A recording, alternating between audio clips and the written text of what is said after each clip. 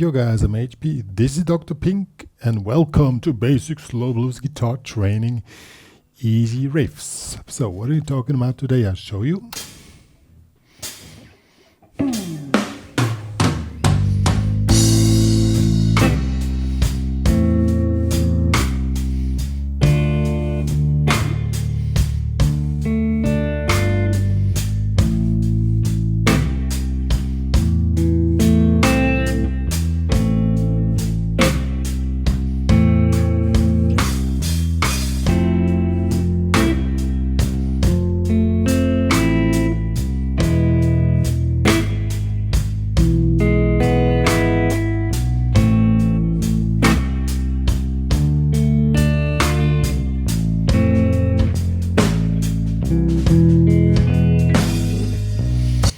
And so on.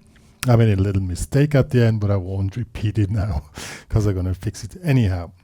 So we're going to talk about this. This stuff seems to be easy, but has a lot of meat on it, so really pay close attention to, we're going step by step. First of all, I've wrote down two versions here of these easy riffs here. And they're quite simple to play because we're using basic chords. We're using A minor, D minor, F major 7, the really basic one, and the E, also the really basic one. Now, these riffs can be played either with finger picking or with a pick, and I'm going to show both versions. But what we're doing now is to put everything in the correct dimension in the correct row. So the very first thing when you want to play a riff is to get the timing properly, and on slow blues timing is the most important thing if something sounds or doesn't sound. So this is a 12/8 beat, so you count 1 2 3 4 5 6 1 2 3 4 5 6 1 2 3 4 5 6 1 2 3 4 5 6 1 2 3 4 5 6. So you should be able to count while you play, and your foot is on 1 2 3 4 5 6 2 2 3 4 5 6. You can do on the second row 2 2 3, that you know it's the second part of the 12/8. So 1 2 3 4 5 6 2 2 3 4 5 6. That's the first exercise of all. That's why I'm still not on the close you.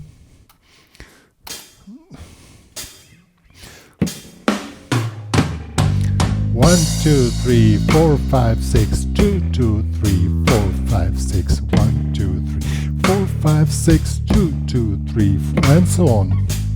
So that's the first thing. That has to be automatic. And then on this basement, you start to put your chord. Okay? We already did that in the first tutorial of this course. And now we're going to make it a little bit more sophisticated. Now we play 1 2 3 4 5 6 2 2 3 4 5 6. So we play on the 1 1 2 3, on the 4, and on the 2 2 3 4 5 6 we play one chord more. So 1 2 3 4 5 6 2 2 3 4 5 6. So that's the next thing to do. 1 2 3 4 5 1 2 3 4 5 6 2 2 3 4 5 6 1 2 3 4 5 6 2 2 3 4. So this has to be possible before we can go to the next step. And now we're going to the close you. Since we are checking both versions, either finger picking or with the pick, you also need to see the picking hand. Well, the chords are really simple. It's A minor, the regular A minor, the regular D minor.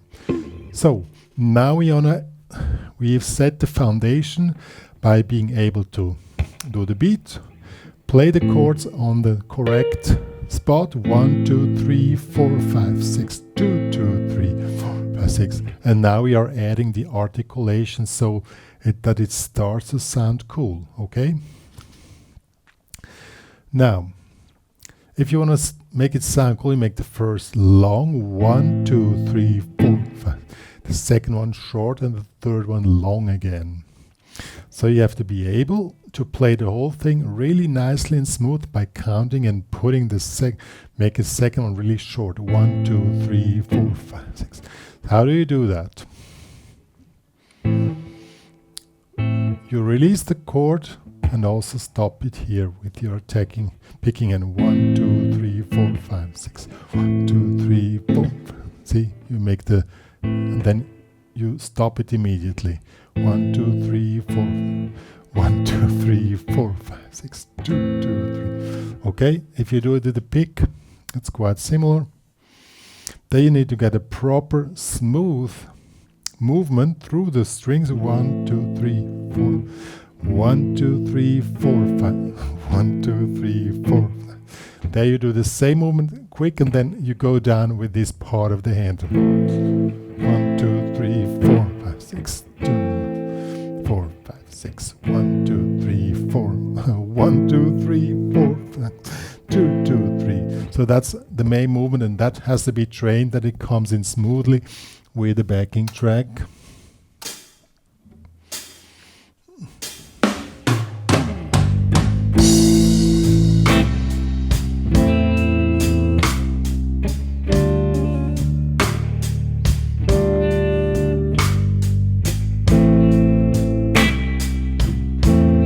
You can also make an extra kick. Somehow the chord didn't work.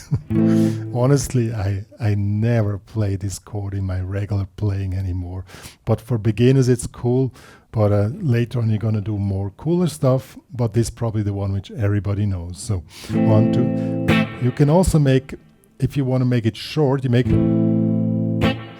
an attack, you know, like you make a kind of whip movement with your hand, and then it stops shortly. Okay, and with the finger picking, well, you could do the same. You just make like this and then stop.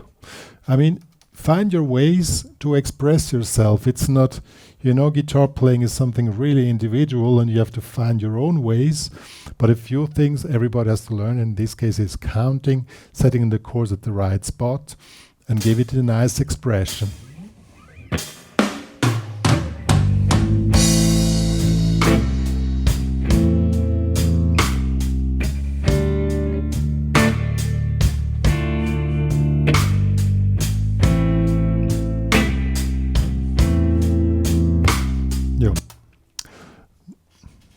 And now you can play through the whole thing, and let's do that now. We have 1 bar A minor, 1 bar D minor, 2 bars A minor, then we have F major 7, 1 bar E, 1 bar, and then we have a turnaround at the end, and that's, we need to quickly check out. We make, so now the riff is divided in 2 chords. It make 1, 2, 3, 4, 5, 6. Then you go to the D minor and F major 7. So it's divided between 2 chords. And I forgot to say, since the third long note in the bar, you can also add something additional if you have time for that.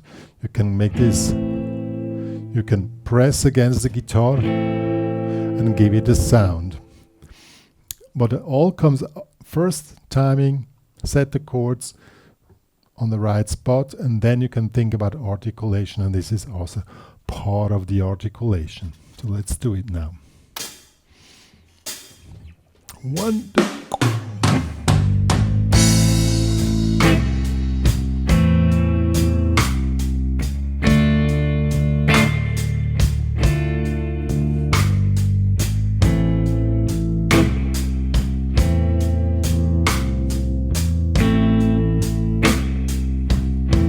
Now comes the end, F.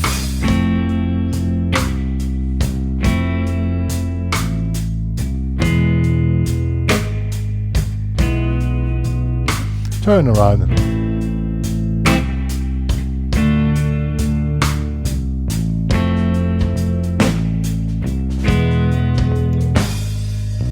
And now you see, this is already quite a sophisticated slow blues riff, which works perfectly, and it works with basic settings here on the fretboard.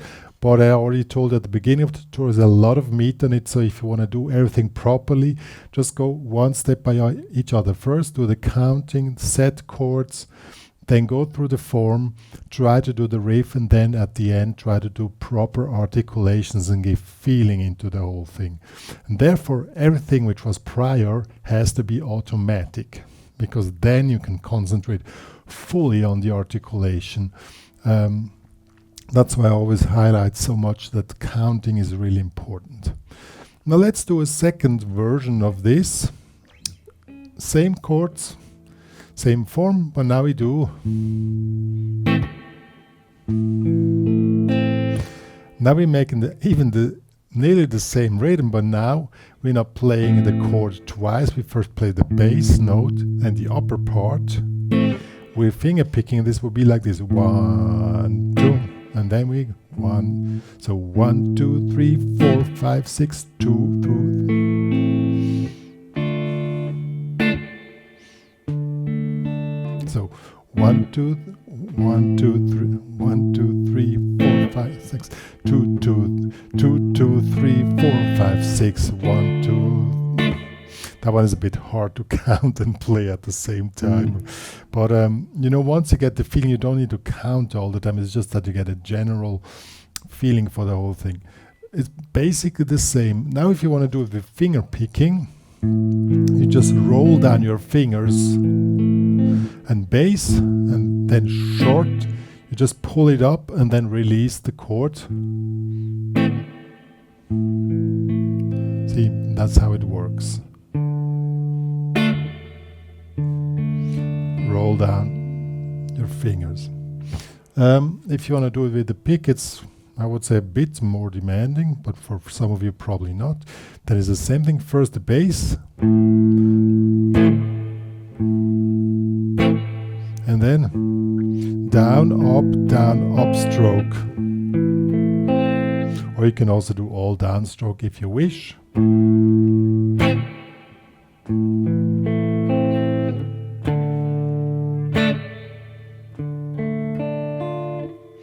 And the rest remains exactly the same. I'm going to play the whole thing.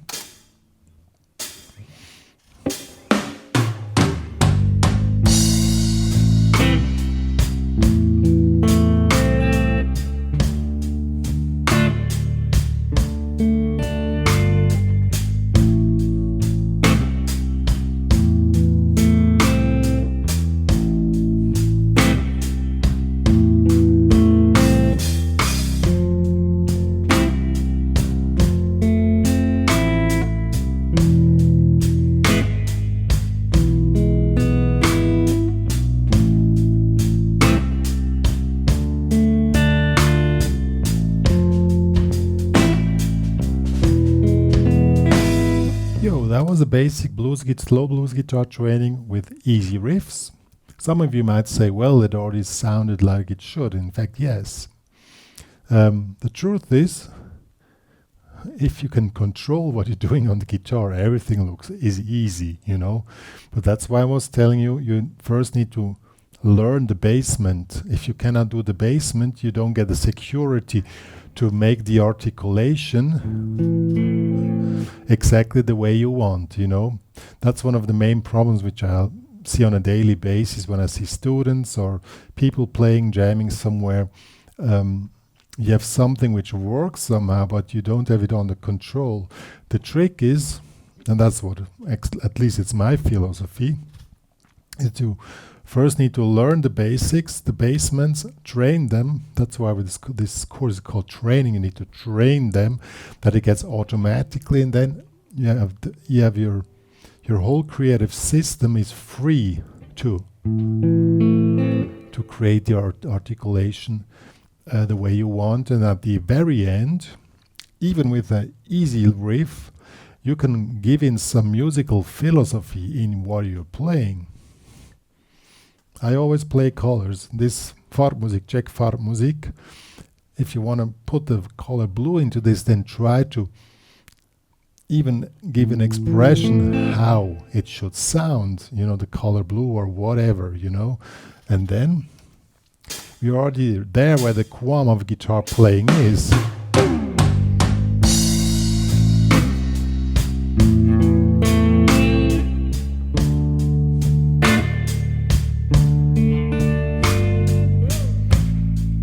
You know, therefore, a really simple riff is not simple. Nothing in music is simple, but you need to have your basements together. That's what this course is for, that you learn the basements step by step, connect them with the guitar, connect your consciousness with the guitar, that you know what you're doing, your body feels the beat, then some things then start to work automatically once you have this connection. That's what this is all about. And then you can really focus completely on your creative bubble, which is about to burst, and you reach the qualm of guitar playing. And that's what we all want. That's what it's all about.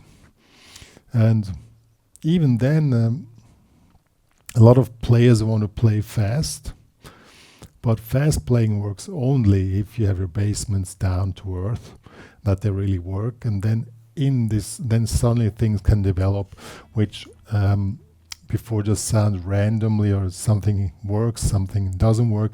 The goal is to create a whole curve, a whole creative bubble, which is really cool, and that's what it's all about here. So this course is also even for players among you who never done this before. It's not only for beginners, it's for everybody who never done this before. Good. However, if you want to train with this backing track here, which I created, I played the bass, I wrote the tabs. You can sync this backing track with the tabs, that you can really practice it on screen and work it out. It's available in the HPCrazy guitar community. Please join there.